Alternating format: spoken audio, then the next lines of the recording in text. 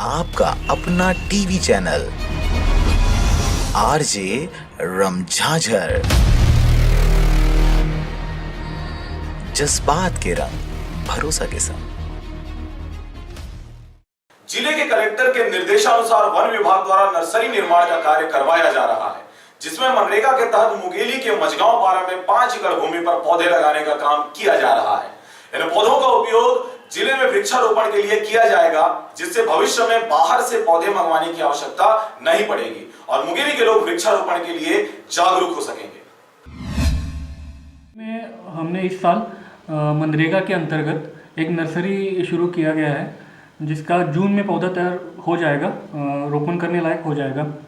इससे पहले क्या होता था कि यहाँ पे पास में कहीं पे भी वृक्षारोपण करना होता था मुंगेली ब्लॉक में, तो लोरमी से या खुड़िया से, जहाँ पे अपना वन विभाग का नर्सरी है, वहाँ से पौधा लाना पड़ता था।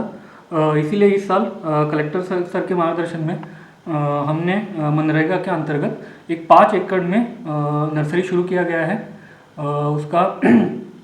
उसमें 1 लाख पौधा तैयारी का हमारा लक्ष्य है, जो जून तक पूरा हो जाएगा।